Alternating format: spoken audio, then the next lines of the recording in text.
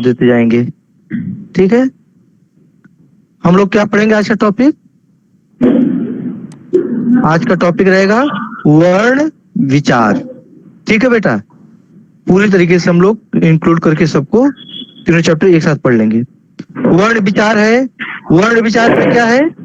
सबसे पहले हम वर्ण, वर्ण का अर्थ होता है अक्षर। ठीक है बेटा, म्यूट करिए सब लोग, यथार्थ म्यूट करो बेटा। हाँ, तो वर्ण विचार में मतलब वर्ण के ऊपर हमको विचार करना है। ठीक है, वर्ण का अर्थ है अक्षर, इस अक्षर पर विचार करना है। अब हम हिंदी भाषा की अगर बात करें तो भाषा की सबसे छोटी इकाई क्या होती है? वर्ण या अक्षर या ध्वनि। हाँ, वेरी गुड। भाषा की सबसे छोटी इकाई ध्वनि है, जिसे वर्ण या अक्षर कहते हैं। वर्ण को मूल ध्वनि भी कहा जाता है ना? हिंदी में वर्ण शब्द ध्वनि और उसके लिखित रूप दोनों के लिए प्रयुक्त होता है। वर्ण किसके लिए होता है बेटा? जो हमारे मुंह से साउंड निकलता है, हमारे मुंह से जो ध्वनि निकलती है उसको भी वर्ण बोलते हैं, और उस ध्वनि को हम विशेष चिन्हों द्वारा अक्षर के रूप में जो लिखते हैं उसको भी वर्ण या अक्षर बोलते हैं। तो वर्ण या अक्षर का दो रूप है, एक मौखिक और एक लिखित। यही है ना? तो वर्ण या हम कह सकते हैं कि वर्ण शब्द ध्वनि और उसके लिखित दोनों रूपों के लिए प्रयुक्त होता है। या हम कह सकते हैं हाँ, वर्ण के दो रूप हैं, मौखिक और लिखित। अब हम समझेंगे कि वर्ण जब यह है तो उसके बाद वर्णमाला क्या है? वर्णमाला क्या होगी? वर्णों के समूह को वर्णमाला कहते हैं। Very good. वर्णों के, भाषा के वर्णों के समूह को वर्णमाला कहते हैं। अच्छा, एक बात इसमें और ध्यान रखना हमें कि वर्णमाला तो है, लेकिन इसमें एक शर्त यह भी होगी कि वर्णमाला वर्णों के निश्चित क्रम की व्यवस्था है। मतलब वर्ण को, वर्णमाला में वर्ण को लिखने का एक निश्चित क्रम है। हमें उस क्रम का अनुसरण करना होगा, उस क्रम का पालन करना होगा, उस नियम का पालन करना होगा।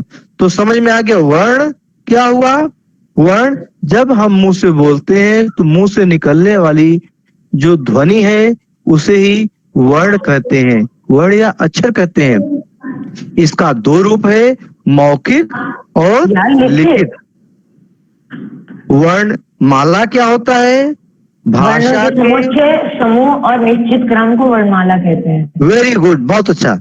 इसको हम एक साथ दोनों को जोड़ दें तो हो जाएगा कि वर्णों के समूह तथा उनके दोनों होते हैं। अब हम पढ़ेंगे कि स्वर को अलग से पढ़ लेंगे और व्यंजन को अलग से पढ़ेंगे। बेटा, वे वर्ण होते हैं जिनके उच्चारण स्वतंत्र रूप से होता है तथा उनके किसी और स्वर या व्यंजन की सहायता नहीं लगती है। बहुत अच्छा। स्वर कहने का अर्थ, स्वर की परिभाषा क्या है?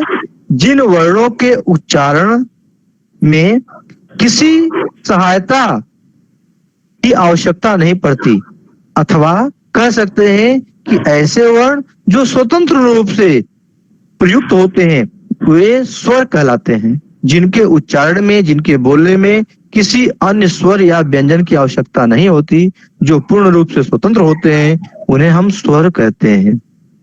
अब स्वर की बात करें तो मूल स्वर तो 10 हैं, लेकिन चूंकि जो री का अर्थ है ऋषि, यह होता है, इसको भी हम स्वर में गिनते हैं। इसलिए ये होता व्यंजन है पर स्वर गिना जाता है क्योंकि इसकी भी एक मात्रा होती है। हाँ, जिनकी मात्रा तो वो स्वर होते हैं जी। इसीलिए हाँ बेटा, इसीलिए हम कह रहे हैं कि 11 हमने स्वरों की संख्या बताई, लेकिन चूंकि मूलतः स्वर जो है, मूल स्वर वो 10 है, और 10 में री को 11वें नंबर पे जो री एक है जिसको कि स्वर में हमने शामिल किया है, वह वास्तव में व्यंजन होता है, परंतु चूंकि इसकी मात्रा होती है इसलिए हम इसको स्वर में भी गिनते हैं। इसलिए इसको लेकर के स्वरों की संख्या कुल कितनी हो गई?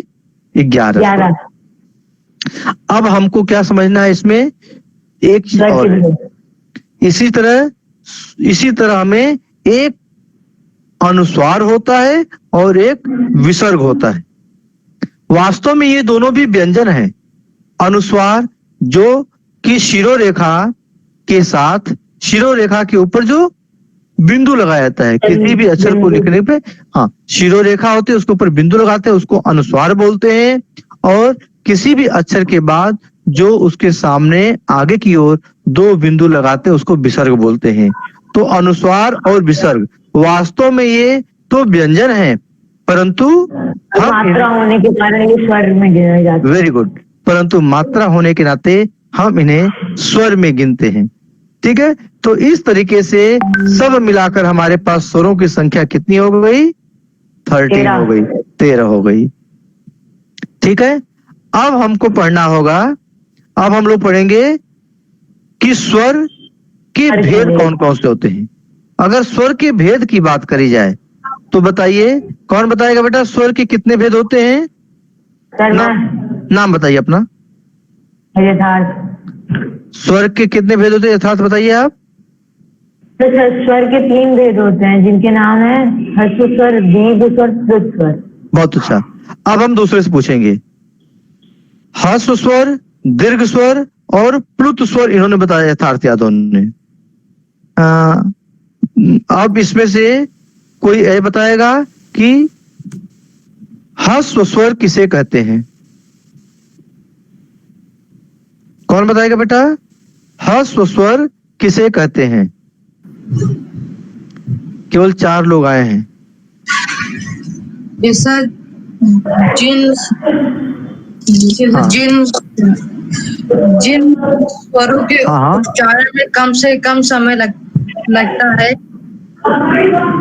अर्थात एक मात्रा, मतलब एक मात्रा का समय लगता है, उन्हें ह्रस्व स्वर कहा जाता है।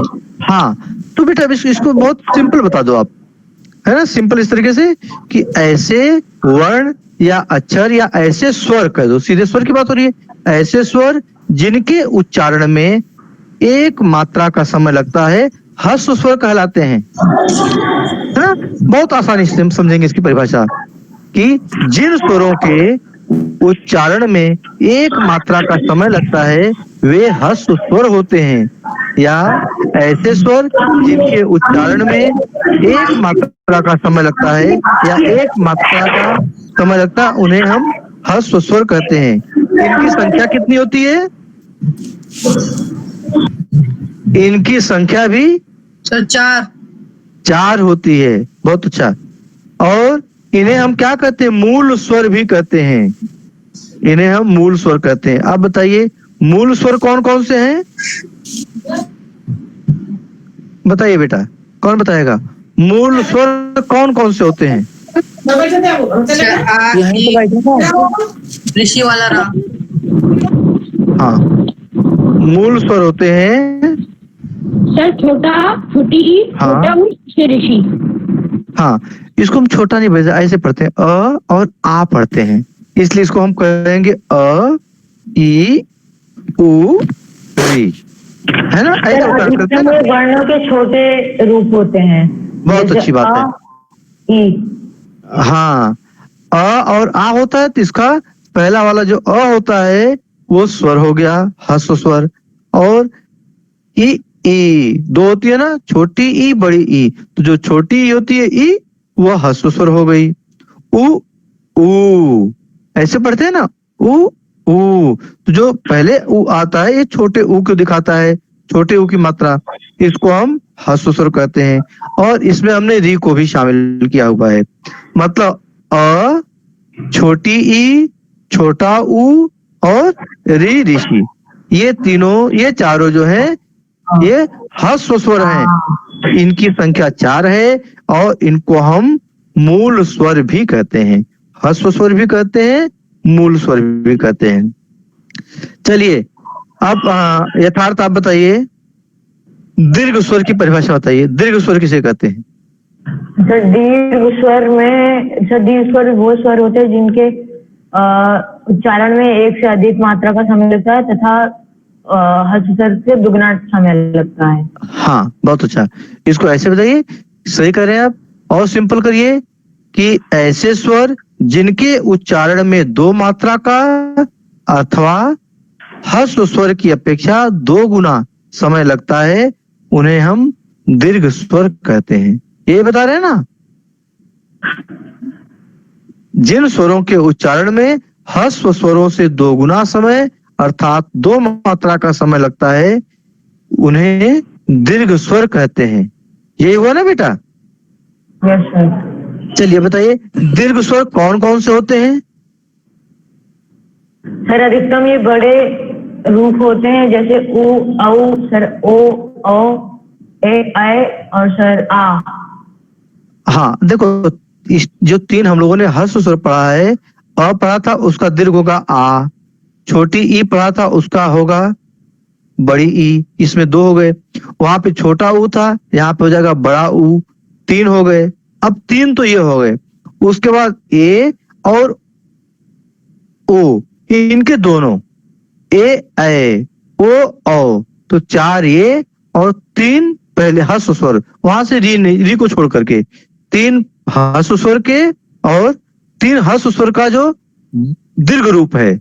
जैसे अब हो गया टोटल आ, बड़ी ई, बड़ा ऊ, ए ओ औ, तो टोटल कितने हो गए बेटा? सब मिलाकर के 7 हो गए इनकी संख्या। ये हुआ ना? सब मिलाकर के इनकी संख्या कितनी हो गई? 7। बेटा वीडियो ऑन है आप लोगों का? वीडियो सब लोग ऑन कर रहिए, ठीक है ना?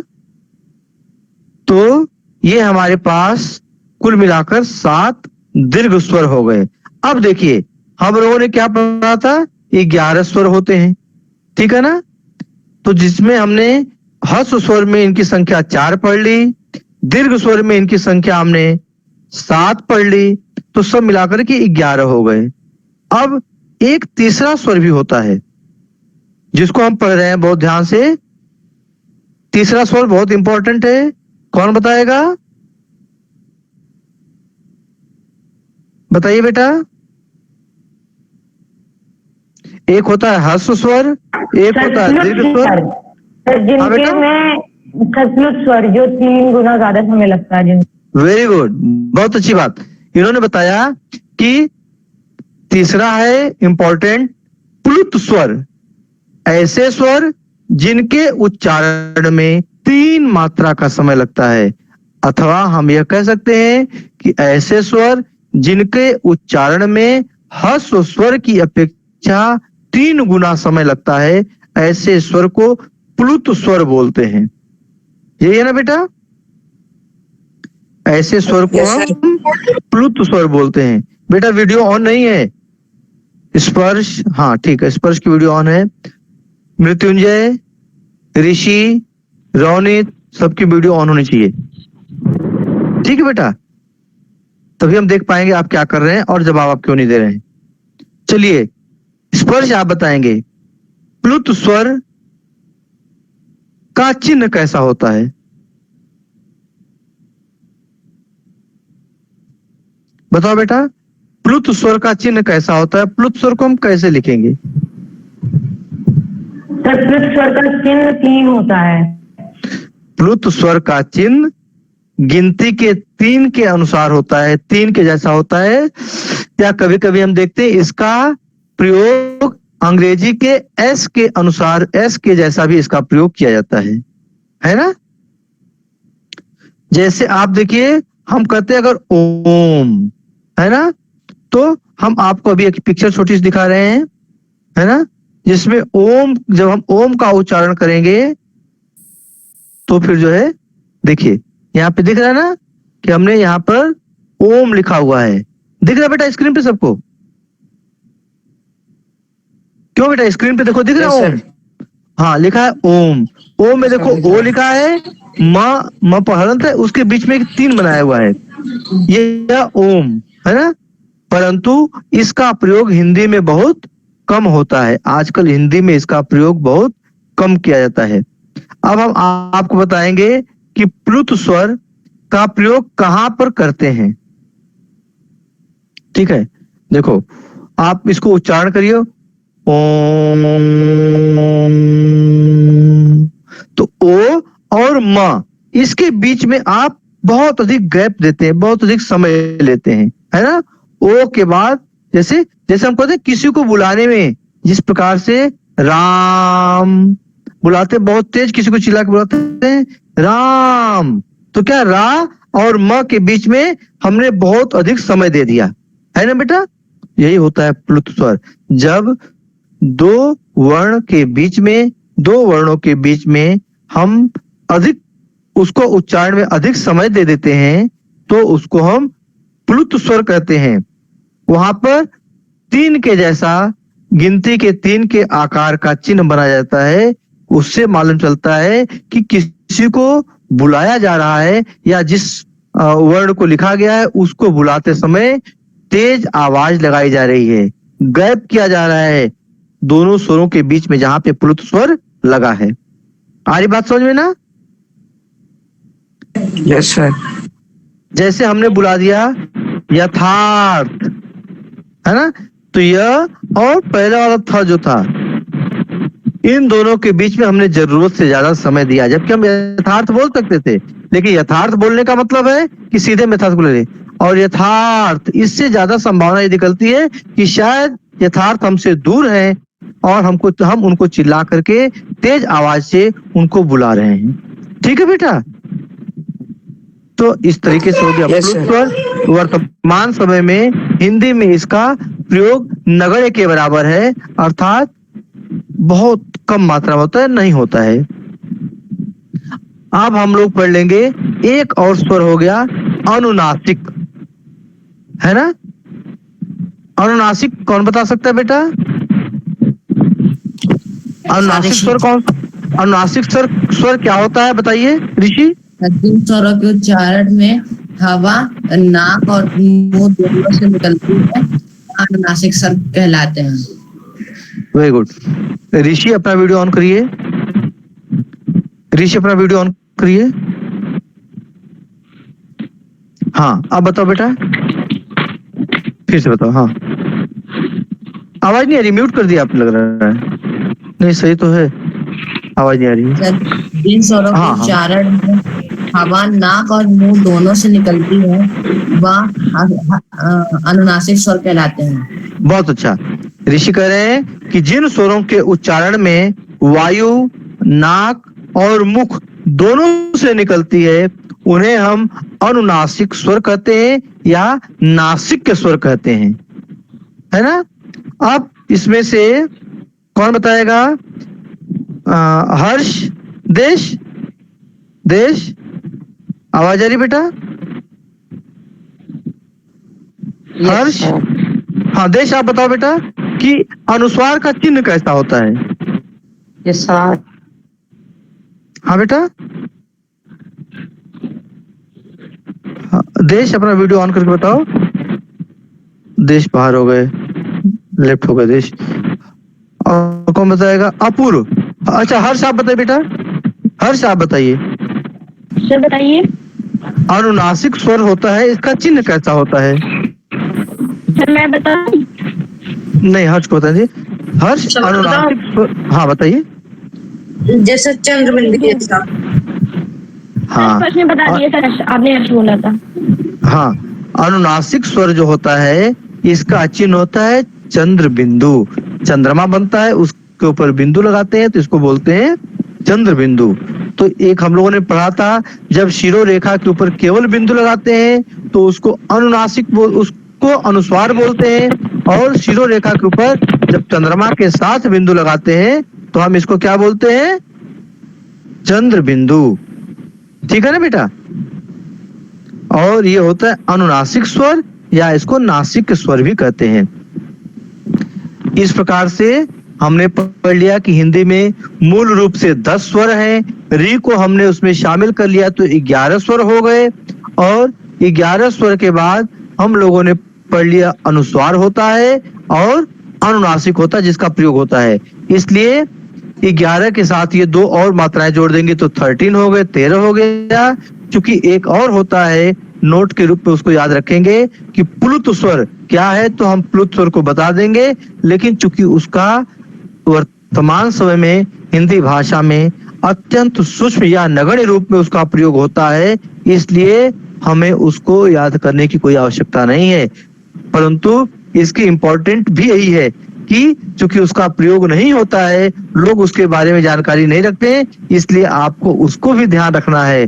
क्योंकि कोई भी अगर यदि आपसे प्रश्न पूछेगा तो ये पूछना चाहेगा कि हिंदी वर्णमाला में ऐसा कौन सा स्वर है जिसका प्रयोग हिंदी भाषा में बहुत कम अथवा वर्तमान समय में नगण्य के बराबर होता है। तो आप बता देंगे सीधे प्लुत स्वर। तब वो आपसे पूछेगा कि आखिर यह प्लुत स्वर है क्या, इसका प्रयोग कहाँ करते हैं। ठीक है ना, तो इसका ध्यान है। इसकी जो है स्ट्रेंथ भी यही है और इसकी वीकनेस भी यही है कि इसका प्रयोग नहीं होता, ये इसकी वीकनेस है, और चूंकि इसका प्रयोग नहीं होता है इसलिए सब लोग इसको नहीं पढ़ते, ये इसकी स्ट्रेंथ है इस क्वेश्चन को पूछने की, है ना। तो इसलिए आप इसको भी ध्यान रखेंगे। तो हमारा स्वर समाप्त हो गया। अब हम लोग पढ़ेंगे व्यंजन। ठीक है बेटा, क्या पढ़ेंगे हम लोग आज? व्यंजन। अब हमको ये बताओ, हाँ, व्यंजन की डेफिनेशन, व्यंजन की परिभाषा कोई बताएगा? नाम बताइए, कौन बताएगा? व्यंजन की परिभाषा कौन बताना चाहेगा? चलिए यथार्थ बताइए आप। सर, व्यंजन वे वर्ण होता है जिनके उच्चारण में स्वर का सहायता ली जाती है तथा वो स्वतंत्र रूप से उच्चारण या प्रयुक्त नहीं होते हैं। ये कैमरा क्यों म्यूट हो गया आपका? कैमरा ऑन होना चाहिए ना। चलिए फिर से बताइए। सर, वो क्या कहते हैं, व्यंजन वे वर्ण होते हैं सर जो स्वतंत्र रूप से प्रयुक्त या उच्चार नहीं होते हैं तथा उनके उच्चारण में स्वर की सहायता लेनी पड़ती है। बहुत अच्छी बात है, क्योंकि हमने स्वर में पढ़ा था कि ऐसे वर्ण जिनका उच्चारण स्वतंत्र रूप से होता है वे स्वर कहलाते हैं, और उसके जस्ट अपोजिट, उसके विपरीत में व्यंजन होता है कि ऐसे वर्ण या अक्षर या ध्वनियां जिनका उच्चारण स्वतंत्र रूप से संभव नहीं है, बल्कि उनके उच्चारण में किसी न किसी स्वर की सहायता की आवश्यकता पड़ती है, इसलिए उन्हें हम व्यंजन कहते हैं। मतलब व्यंजन क्या है? जिनका उच्चारण स्वतंत्र रूप से नहीं हो सकता, जिनके उच्चारण में हमें किसी न किसी स्वर की सहायता की आवश्यकता पड़ती है। ठीक है, अब ये हो गया व्यंजन। अब इनकी संख्या कितनी होगी? व्यंजन टोटल कितने होंगे? पूर्ण रूप से इनकी संख्या 35 होगी। ठीक है बेटा, अब हम अभी पढ़ते हैं। अब इनकी संख्याओं पे भी कई प्रकार के भेद हैं, मतभेद हैं, हम उसको बताएंगे क्लियर कौन कौन से होते हैं, किनको शामिल करते हैं, किनको नहीं शामिल करते हैं, है ना, किनको कब शामिल करते हैं। चलिए सबसे पहले अभी हम लोग पढ़ेंगे व्यंजन, है ना, कॉन्सोनेंट्स। इनकी संख्या 35 हमने बताई। अब देखो क्या होता है, प्रत्येक व्यंजन के नीचे हमेशा, अगर हम किसी व्यंजन के नीचे एक राइट साइड में, एक दाहिने तरफ में हम एक रेखा खींच दें, तिरछी रेखा, स्लेटिंग लाइन जिनको बोलते हैं आप, है ना, तो वो क्या हो जाएगी? उसको बोलेंगे हलंत बोलते हैं। ठीक है ना, मैं आपको बुक में आपके दिखा देता हूं। देखिए यहाँ पे लिखा है ना, तिरछी रेखा। जब किसी भी, बेटा कैमरे में दिख रहा है आप लोगों को? यस सर, दिख रहा है। यस जब किसी भी वर्ण या अक्षर के नीचे की तरफ हम दाहिनी ओर झुकाते हुए, मतलब राइट स्लैटिंग लाइन, तिरछी रेखा छोटी सी खींचेंगे तो इसको हल बोलते हैं, क्योंकि अक्षर के अंत में लगता है हलंत भी कहते हैं, हल चिन्ह या हलंत चिन्ह कहते हैं। ठीक है ना बेटा। अब क्या होता है, और चूंकि अस्वर सभी व्यंजनों में लगा रहता है, क्यों? क्योंकि अस्वर ही सभी व्यंजनों को पूर्ण करता है, और जब अस्वर किसी भी व्यंजन में जुड़ जाता है तो उसका हल जो होता है नीचे, या हलंत जो होता है, वह अपने आप समाप्त हो जाता है। तो यहाँ पे हमें दो बात समझ में आ गई कि यदि किसी भी व्यंजन में नीचे की तरफ यदि हलंत लगा हुआ है तो इसका मतलब कि वह व्यंजन जो है वह शुद्ध रूप से व्यंजन है, उसमें स्वर को निकाल के अलग कर दिया गया है। अथवा यदि हलंत नहीं लगा हुआ है तो हम समझ लेंगे कि इसके उच्चारण में स्वर की आवश्यकता होगी। किस स्वर की आवश्यकता होती है? अक्सर जो है सब में अ स्वर अवश्य लगा रहता है। कहाँ पे नहीं होता है ये भी हम बताएंगे आपके आगे। अब हम लोग अभी पढ़ लेंगे अब कि व्यंजन के कितने भेद होते हैं। व्यंजन के कितने भेद होते हैं बेटा? कौन बताएगा? सर 3। आप बेटा, और लोगों का कैमरा क्यों ऑफ है? कैमरा ऑफ करना बताओ, फिर मैं ग्रुप से बाहर कर दूं। बेटा कैमरा म्यूट नहीं होना चाहिए, साउंड म्यूट होता है ना? आप साउंड अपनी वॉइस म्यूट करेंगे, जब हम पूछेंगे जवाब पूछेंगे तब आप अनम्यूट करके जवाब देंगे। वो इसलिए कहा था कि ताकि क्लास में किसी तरीके की डिस्टर्बेंस ना हो, लेकिन कैमरा ऑन नहीं करेंगे तो हम आपको कैसे देख पाएंगे? ठीक है ना? Camera is on, but it is not showing my video. Okay okay okay. कभी कभी होता है due to network issue. Network अगर सही नहीं है तो ऐसा होता है, लेकिन आप कर लीजिए ना, हमेशा ऐसा नहीं होगा। ठीक है, चलिए स्पर्श आप बताइए बेटा कि हिंदी वर्णमाला में व्यंजन के कितने भेद हैं? सर 3। 3। इनके अलावा और कोई बता सकता है? यथार्थ नहीं बताएंगे, स्पर्श नहीं बताएंगे, कि हिंदी वर्णमाला में इन्होंने बताया कि व्यंजन के 3 भेद होते हैं। कौन कौन से 3 भेद होते हैं? कौन बता देगा? अपना नाम बताइए, कौन बताएगा? जवाब कौन देगा? हिंदी वर्णमाला में स्पर्श के अनुसार व्यंजन के 3 भेद है। यदि किसी को लगता है कि नहीं 3 से ज्यादा है अथवा कम है, इनका आंसर गलत तो बताए, और यदि लगता है कि 3 है तो आप हमें उनका नाम बताइए। रोनित, रोनित। से 4 भेद होते हैं। हाँ 4 भेद होते हैं। कौन कौन से बेटा?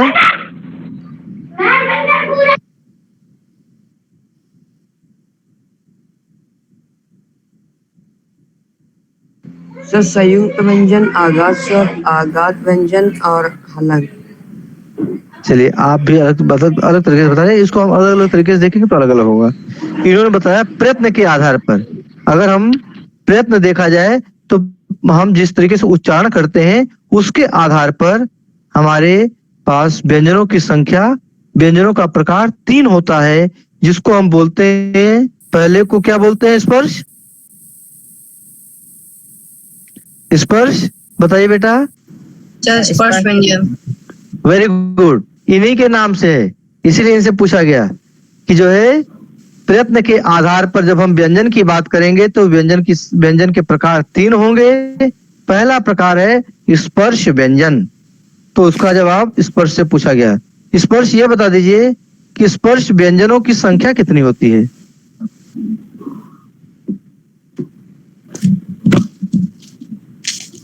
सर 5। स्पर्श नहीं 25 सॉरी 25। अच्छा ये बताओ, आपने 5 और 25 2 बार बताया, तो 5 और 25 कैसे दिमाग में आपके 5 आ गया? 5 के आने का भी सर मैं वो देख रहा था। नहीं, वो सही है, 25 सही है। मेरी बात सुनो, 25 सही है। हम ये पूछना चाहते नहीं हैं। सर मैं बताऊं sir, please sir please. Wait नहीं, पहले स्पष्ट कर दें, फिर मैं समझ गया, यथार्थ को समझ गया। बेटा बात मैं कर रहा हूँ, 25 तो है, सही आपने बताया है, लेकिन एक बार आपने 5 भी कहा था, तो 5 आने का रीजन क्या था?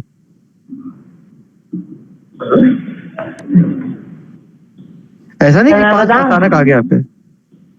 हाँ एक सेकंड, यथार्थ आप बताइए कि इनके दिमाग में एक 5 वर्ग के बता रहा था बेटा। हाँ आप वीडियो आपकी ऑफ है यथार्थ? सर, पता नहीं ये दिखा तो रहा है मेरे में ऑन। अच्छा हमें ऑन ऑफ दिखा रहा है, चलिए कोई बात नहीं। हाँ ठीक है, कभी कभी ऑन हो रहा है, कभी कभी ऑफ हो जा रहा है। ठीक है, ये सही करें। एक 5 क्यों आ गया बेटा? ऐसे ही 5 आ गया अचानक इनके में?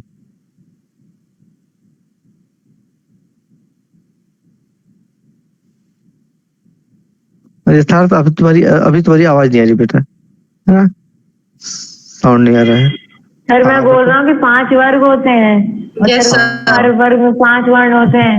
फिर 5 को 5 से हाँ। मल्टीप्लाई कर दो, तो स्पर्श व्यंजन की मात्रा निकल हाँ, आती है। क्योंकि इनके दिमाग में 5 आया, क्योंकि एक इसमें स्पर्श व्यंजन में 5 वर्ग हैं, प्रत्येक वर्ग में 5 व्यंजन होता है, इसलिए इनकी टोटल संख्या कितनी हो गई?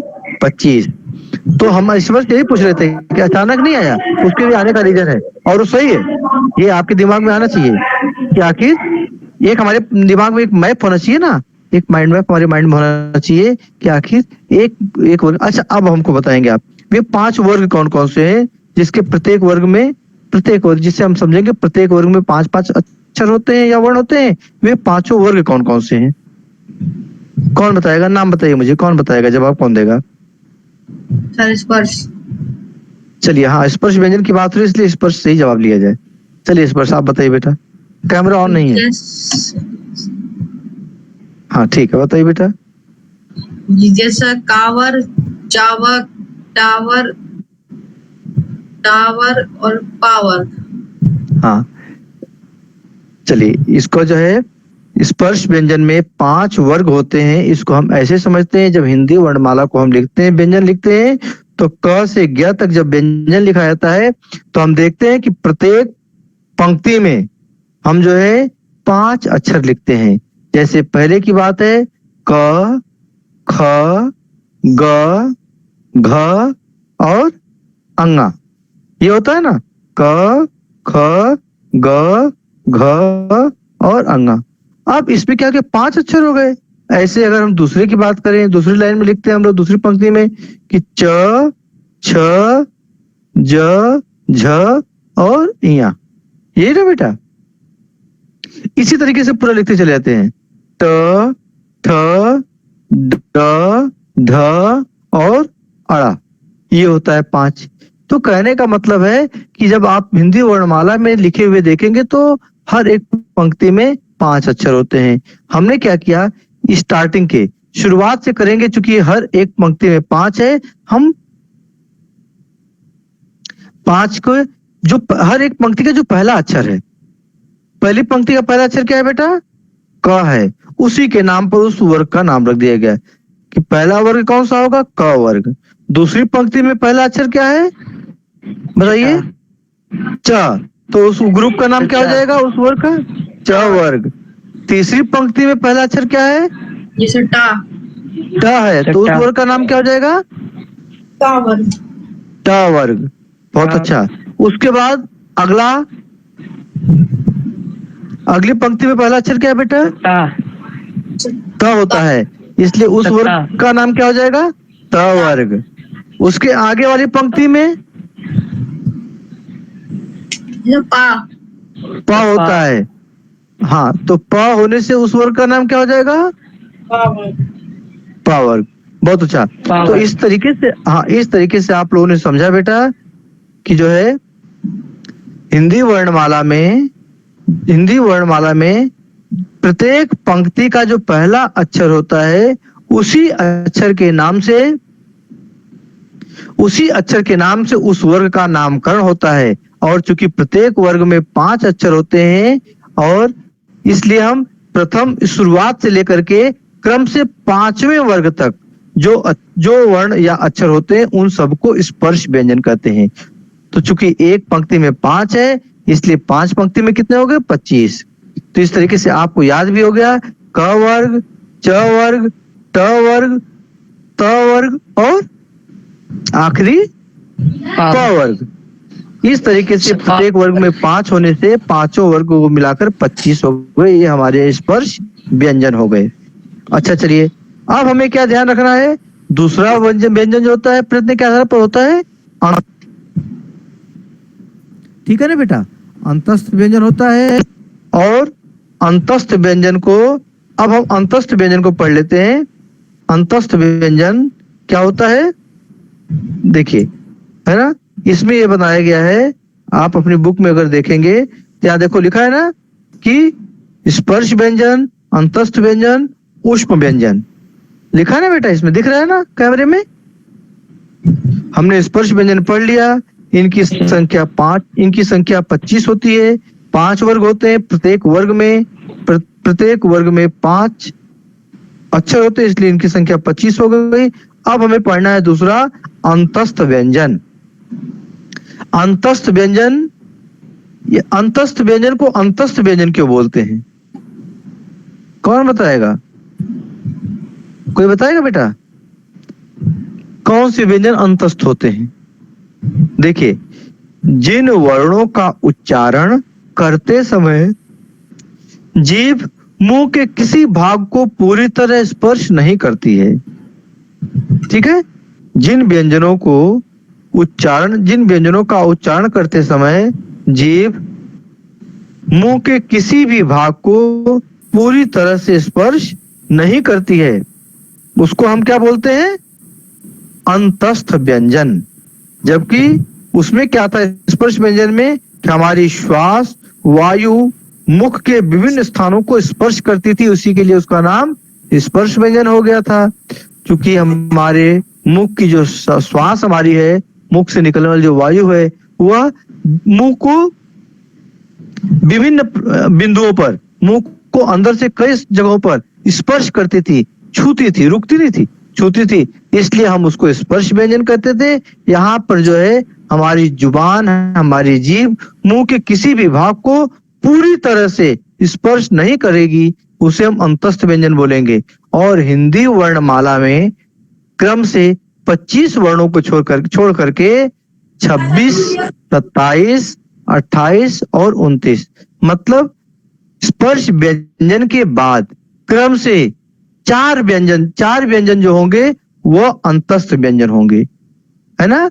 हिंदी वर्णमाला में स्पर्श व्यंजन के पश्चात क्रम से 4 व्यंजन जो आएंगे वे हमारे अंतस्थ व्यंजन कहे जाएंगे। इनके उच्चारण में चूंकि जीभ मुंह के किसी भी भाग को पूरी तरह से स्पर्श नहीं करती है, इसी कारण हम इनको अंतस्थ व्यंजन बोलते हैं। ये है य, र, ल और व, ये 4 व्यंजन हैं। आ रही बात समझ में आप लोगों को? आ रही बेटा आप समझ में बात? Yes sir. ठीक है, हाँ, तो हमने पढ़ लिया स्पर्श व्यंजन जिनकी संख्या हो गई 25, उसके जस्ट बाद, उसके बाद तुरंत बाद क्रम से जो 4 व्यंजन आते हैं य, र, ल और व, इन चारों व्यंजन को हम जो है अंतस्थ व्यंजन बोलते हैं।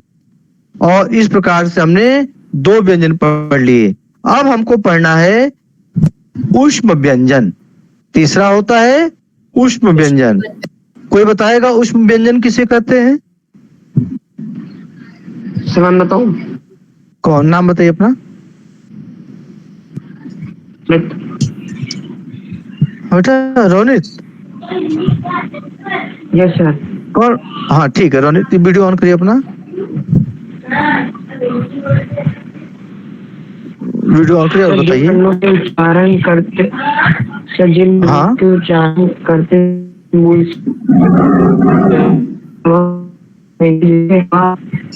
रगड़ खाने पर दम होकर निकलती है, उसे हम लोग हाँ? ऊष्म व्यंजन। बहुत अच्छी बात। इनका रोनित बता रहे हैं कि जिन वर्णों के उच्चारण के समय मुंह से वायु तेज गति से रगड़ खा लेने के कारण गर्म हो जाती है, थोड़ी उष्म हो जाती है। उष्म का अर्थ क्या होता है? गर्म, जैसा उसका नाम है। क्योंकि इसके उच्चारण में क्या होता है कि हमारे मुंह से जो वायु निकलती है, मुंह से घर्षण अधिक उसका होता है और मुंह के पार्ट से, हमारे मुख के भाग से अधिक घर्षण या अधिक रगड़ हो जाने के कारण वह थोड़ी गर्म हो जाती है। जानते हैं आप कि कोई भी वस्तु यदि आपस में घर्षण होता है, उसमें रगड़ते हैं, तो वह जो है गर्म हो जाती है। आप फिजिक्स में पढ़ेंगे इसको, है ना। तो ये फ्रैक्शन होता है, फ्रैक्शन या घर्षण जो फिजिक्स में पढ़ेंगे आप, तब इसको समझाया जाएगा आपको। इतना अभी ध्यान रखिए, किसी भी 2 वस्तु, क्यों होता है वो फिजिक्स में पढ़ेंगे आप, किन्हीं भी 2 वस्तुओं को जब रगड़ते हैं, किन्हीं भी 2 चीजों को जब रगड़ते हैं तो उनमें घर्षण होता है। तो वायु जो हमारे मुंह से रगड़ती हुई बाहर निकलती है ना, तो मुंह से रगड़ होने के नाते उसमें थोड़ी सी उष्मा हो जाती है, वो थोड़ी गर्म हो जाती है। और चूंकि उष्मा के कारण ही उस व्यंजन को हम क्या बोलते हैं? ऊष्म व्यंजन। ऊष्म अब व्यंजन। हम, हाँ बहुत अच्छा, अब हम इसको समझेंगे कि आखिर हिंदी वर्णमाला में ऊष्म व्यंजनों की पोजीशन क्या है, इनकी अवस्थिति क्या है, यह कहां पर स्थित है। हमने सबसे पहले पढ़ लिया था कि हिंदी वर्णमाला में क्रम से 1 से 25 तक के जो वर्ण या अक्षर है वो स्पर्श व्यंजन हो गए। 25 के तुरंत बाद 26 से लेके 29 तक 4 व्यंजन ऐसे हैं जिनको अंतस्थ व्यंजन बोलते हैं या लव बोलते हैं।